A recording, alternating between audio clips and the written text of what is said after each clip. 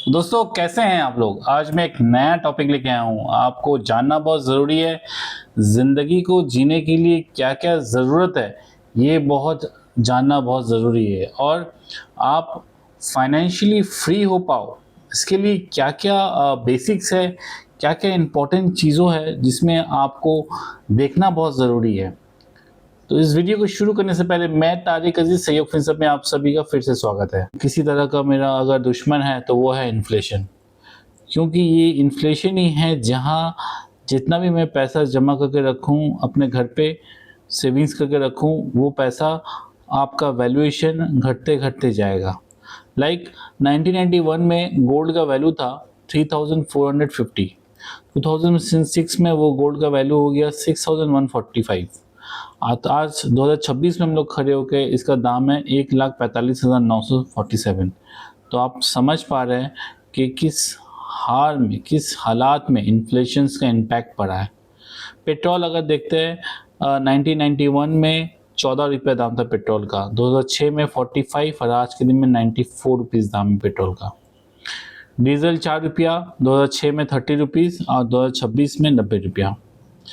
91 में दूध का दाम था 8 रुपया, 2006 में वो जाके खड़ा हो गया 16 रुपया और आज 1 लीटर दूध का दाम है 75 रुपीज़।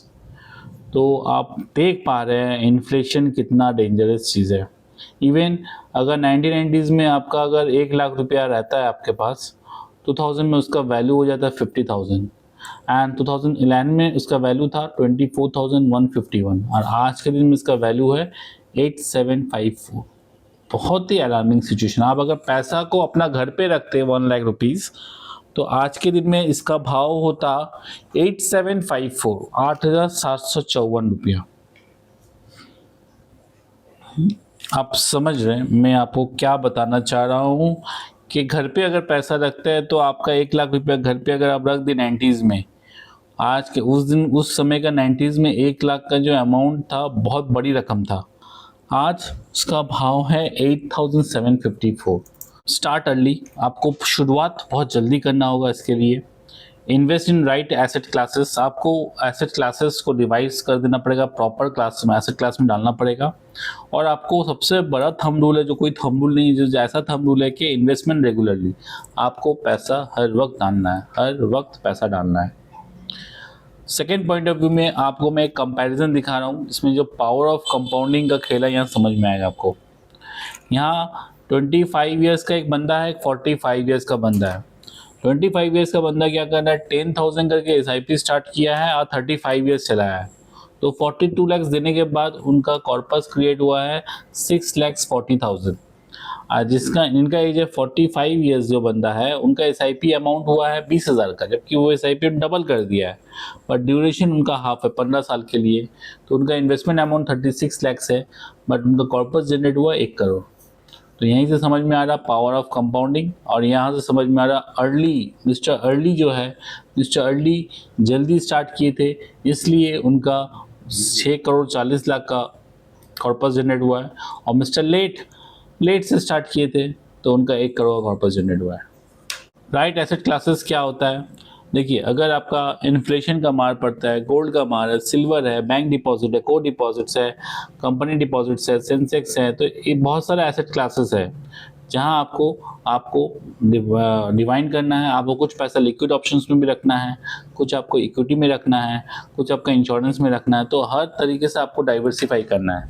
पर एसेट क्लासेस का मतलब होता है आपको देखना होगा कि इन्फ्लेशन का जितना जैसा हालत है उस हिसाब से गोल्ड कितना रिटर्न दिया है, सिल्वर कितना रिटर्न दिया है, बैंक डिपॉजिट कितना रिटर्न दिया है, कंपनी डिपॉजिट कितना रिटर्न दिया है।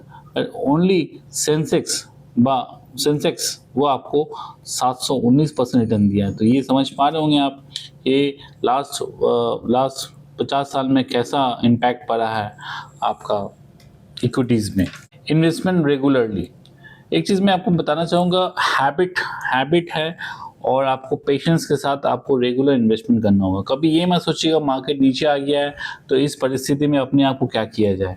तो देखिए आप स्क्रीन में भी देख पा रहे होंगे, यहाँ एक फर्स्ट मंथ 10 रुपये नैप था, सेकेंड मंथ में 9 रुपये नैप था, थर्ड मंथ में 8 रुपये नैप था और फोर्थ मंथ में 11 रुपये नैप था।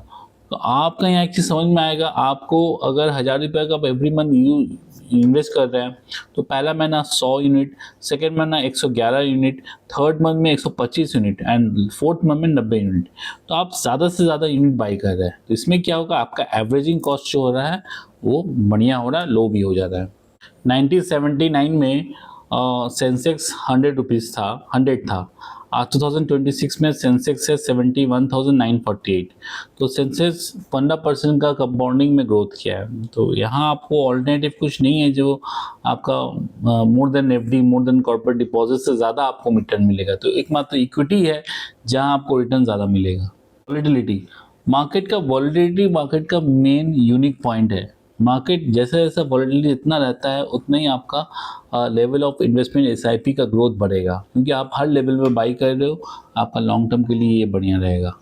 मार्केट क्रैश बहुत इंपॉर्टेंट पॉइंट है। ये बहुत सारे आदमी लोग पैनिक हो जाते हैं, मार्केट क्रैश कर गया है, क्या होगा, मेरा फंड क्या होगा, मेरा जो वैल्यू था 1,10,000, अभी इन्वेस्टमेंट वैल्यू 85 है अगेंस्ट 1,90 लाख, तो क्या होगा, 1,90,000 इन्वेस्टर का 85,000 हो चुका है। तो इसमें मार्केट अगर क्रैश करता है, इसमें डरने की बात नहीं है। आप अपना इन्वेस्टमेंट लगे कंटिन्यू रखिए, आपको अच्छा रिटर्न दिखेगा, आप एकदम डरिएगा मत। तो दोस्तों, मैं आपको समझाना चाहा कि मार्केट का बहुत सारा सिनेरियो, इन्फ्लेशन का इफेक्ट है, इक्विटी का जो ग्रोथ आपको 15% दिखा दिया गया है लास्ट 50 इयर्स में, कि 79 में सेंसेक्स का वेटेज था 100 सेंसेक्स था, आज वो 72,000 80,000 के आसपास होगा। तो ये बहुत ही इंपॉर्टेंट है कि कितना गुना मार्केट का इक्विटी एकमात्र ऐसा ही ऑप्शन है जहां आपका पैसा को 15 to 20% तक कंपाउंडिंग में ग्रोथ दे सकता है, और कोई ऑल्टरनेटिव एसेट क्लासेस नहीं है जहां आपका ग्रोथ आपको कंस्टेंटली दे सकता है। क्योंकि आप एफडी अगर देखते हैं, या तो एफडी या एनसीडी या डिवेंचर्स में जाते हैं जहां आपको 10% हाईएस्ट रेट ऑफ इंटरेस्ट मिलेगा, बट हमारा सिर्फ एकमात्र टूल्स है इक्विटी, जहां स्लोली आप लॉन्ग टर्म के लिए अपना कॉर्पस को बड़ा कर सकते हैं और बना सकते हैं। तो इसलिए आप अपना फाइनेंशियल एडवाइज़र डिस्कस कीजिए कि इक्विटी में कहाँ पैसा रखा जाए जिसमें आपका पैसा ग्रो होगा और बढ़िया रिटर्न प्रोवाइड करेगा। तो दोस्तों, मेरा वीडियो आज जस्ट बताना था कि awareness regarding the SIP and mutual fund, कि आप ज़्यादा से ज़्यादा पैसा इन्वेस्टमेंट इक्विटी में डालिए, कि अपना घर में पैसा ना रखिए, अपना पैसा को लिक्विड फॉर्म में ना फेंक के रखिए, मार्केट में स्टॉक्स में रखिए। तो इसमें एटलीस्ट क्या होगा, आपका पैसा मल्टीबैगर या डबल ट्रिपल होने में कोई रोक नहीं सकता है। तो दोस्तों, मेरा वीडियो जस्ट आपको समझाना था, इन्फॉर्मेशन देना था रिगार्डिंग इक्विटीज़ के बारे में। अगर आपको अच्छा लगता है तो लाइक शेयर सब्सक्राइब कीजिए, मैं कोशिश करूँगा ज़्यादा से ज़्यादा वीडियो आपको प्रोवाइड कर पाऊँ। ओके दोस्तों, थैंक यू, जय हिंद।